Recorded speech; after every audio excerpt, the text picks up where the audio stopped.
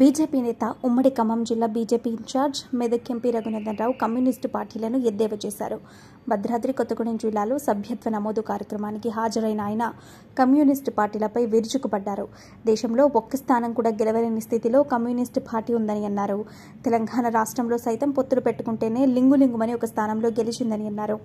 ఊడ్చేవాళ్లు మా వాళ్లే, డ్రైవర్లు మా వాళ్లే, అన్ని యూనియన్లు మావే అంటూ కమ్యూనిస్టు పార్టీలు సభ్యత్వాలు తీసుకుంటారు తప్ప ఓట్లు మాత్రం పడవని అన్నారు.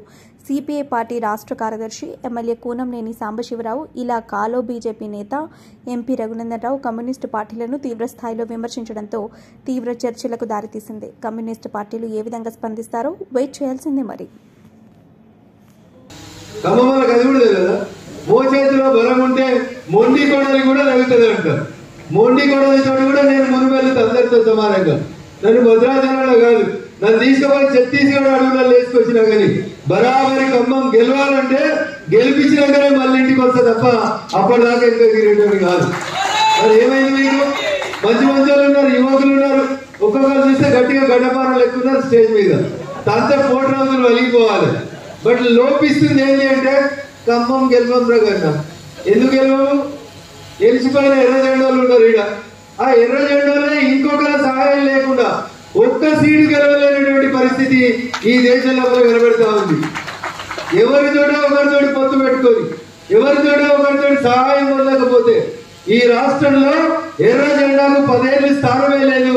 మొన్న ఎవరితోటో పొత్తు పెట్టుకుంటే లింగులు ఎట్టుకొని ఒకటి గెలిచింది కమ్యూనిస్ట్ పార్టీ. మాట్లాడితే పోరాటం చేస్తున్నాం, మాట్లాడితే సభ్యత్వం చేస్తున్నాం. ఆటో యూనియన్ మాదే, అవునా? ఊడిసే యూనియన్ మాదే, ఇంకేమైనా యూనియన్లు ఉంటే అన్ని యూనియన్లు వాళ్ళే ఉంటాయి.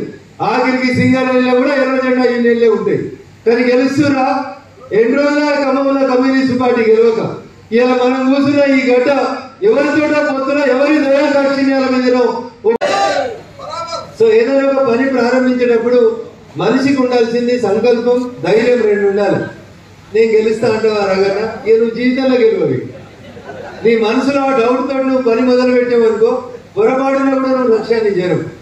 బరాబరి నేనే గెలుస్తా. అది పాలేరైనా, ఇంకేడైనా, ఖమ్మమైనా, పువ్వాడ అజయ్లైనా, లేకపోతే పొంగులేటి శ్రీనివాసరెడ్డిలైనా, తుమ్మకంప అయినా, తుమ్మల చెరువులైనా, బట్టి అయినా గెలిచేది ఎవడంటే నేనే గెలుస్తానే ధైర్యంతో నువ్వు నామినేషన్ వేసి ముందుకు పోతే ఎదురు ఉన్నవాడు ఎవడైనా ఎవరు గెలుస్తారంటే కాన్ఫిడెన్స్ ఉన్నాడు గెలుస్తాడు. ఊర్లలో సామెత చెప్తాం. నేను పక్కా తెలంగాణ పల్లెటూర్లకి వెళ్ళి వచ్చినండి. మోచేతిలో బలం ఉంటే ఏమైతుంది? ఖమ్మంలో అది కూడా కదా. మోచేతిలో బలం ఉంటే మొండి కొడలి కూడా తగ్గుతుంది అంటారు. మొండి కొడలితో కూడా నేను మునువెళ్తా అందరితో సమానంగా. నన్ను భద్రాచలంలో కాదు, నన్ను తీసుకుపోయి ఛత్తీస్గఢ్ అడుగులలో వేసుకొచ్చినా కానీ బరాబరి ఖమ్మం గెలవాలంటే గెలిపించినాకనే మళ్ళీ ఇంటికి వస్తా తప్ప అప్పటిదాకా ఇంకా తిరిగేటోని కాదు. మరి ఏమైంది? మీకు మంచి మంచి వాళ్ళు ఉన్నారు, యువకులు ఉన్నారు, ఒక్కొక్కరు చూస్తే గట్టిగా గడ్డపారం ఎక్కున్నారు స్టేజ్ మీద, తంత కోటి రోజులు వలిగిపోవాలి. బట్ లోపిస్తుంది ఏంటి అంటే ఖమ్మం గెలవం ప్రకన్నా. ఎందుకు గెలవము? గెలిచిపోయిన ఎర్ర జెండాలు ఉన్నారు ఈడ. ఆ ఎర్ర జెండాలే ఇంకొకరి సహాయం లేకుండా ఒక్క సీటు గెలవలేనటువంటి పరిస్థితి ఈ దేశంలో కనబెడతా ఉంది.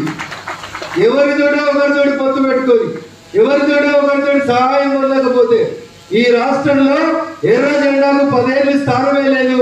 మొన్న ఎవరితోటో పొత్తు పెట్టుకుంటే లింగులు ఎట్టుకొని ఒకటి గెలిచింది కమ్యూనిస్ట్ పార్టీ. మాట్లాడితే పోరాటం చేస్తున్నాం, మాట్లాడితే సభ్యత్వం చేస్తున్నాం. ఆటో యూనియన్ మాదే, అవునా? ఊడిసే యూనియన్ మాదే, ఇంకేమైనా యూనియన్లు ఉంటే అన్ని యూనియన్లు వాళ్ళే ఉంటాయి.